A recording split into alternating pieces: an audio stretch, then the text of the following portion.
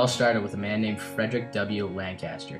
He was born in England along with the first gasoline-powered car, invented by him in 1896. This was the beginning of something big.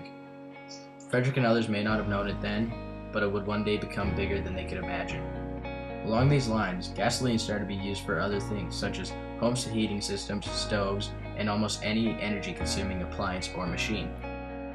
Oil and gas has started a huge controversy between many countries. This industry is and will continue to create huge revenue and become a global economic weak spot in our growing society today. Crisis has been a common occurring incident ever since the oil and gas industry started to boom. Since this occurrence, many bad things have happened to good people. Wars have broken out and resulted in poverty-stricken countries. Unfortunately, globalization has had a much larger impact on our identities and quality of life than it really should. Globalization is one of the greatest reasons for conflict and wars in our world and contributes to strike poverty in the countries that have a hard time keeping up. We chose to talk about oil because the industry is one of the key contributors to money, debt, and conflict across the world. This project is relevant to us and other people because we as Canadians are one of the greatest consumers and distributors of the oil. Contemporary society should respond to historical globalization. Some may say that the past is the past for a reason, and we should move on, but in the case of historical globalization, it should be responded to because it still has a major effect on our current society. This relates to the history of globalization because the problems that are currently affecting the Middle East are a direct cause of globalization. This only happens because one of the main forms of income for the Middle East is through the production of oil. Many current countries rely on the Middle East for the supply of oil. The events of the world coming together and being reliant on developing countries to produce cheap goods has caused the many problems stemming from the production of oil in the Middle East. An example of this is Syria's economy, which is largely based upon oil and gas. James W. Menholm was the first to discover oil in Syria.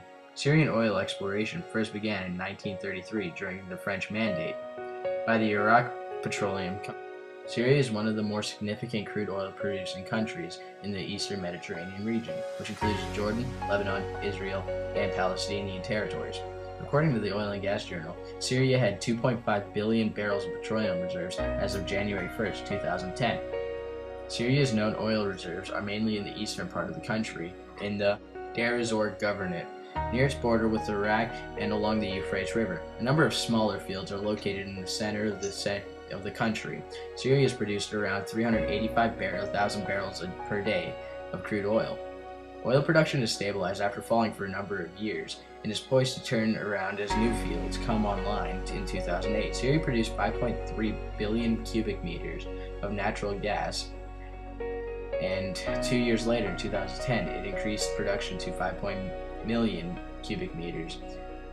While much of its oil is exported to Europe, Syria's natural gas is used upon reinjection for enhanced recovery oil and for domestic electricity regeneration. Sustainability is a common issue that arises with the harvesting of the oil and fossil fuel resources.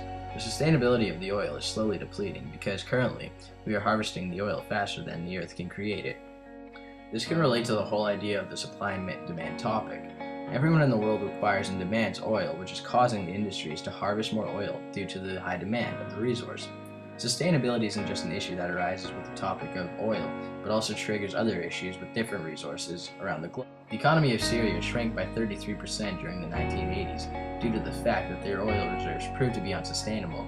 The economy was able to pull themselves together after being funded by the IMF, but they are still facing a great deal of debt. Transportation of oil alone can be dangerous and have the potential to kill off ecosystems by tankers crashing, rigs leaking, or lines bursting and pipes spilling. Evidence of this was the spill in the Gulf of Mexico caused by British Petroleum in 2010. We believe that we should embrace globalization, but to the extent where we can still recognize and maintain its impacts on the environment, global economy, and human rights. We as citizens should try to find more sustainable ways of energy, but until then we should try to manage and limit the use of oil that way we don't clean the earth of this precious resource. Currently we are looking toward alternative forms of energy such as wind, hydro, solar, and nuclear. Also, geothermal energy from the Earth's crust and biomass, such as the burning of wood.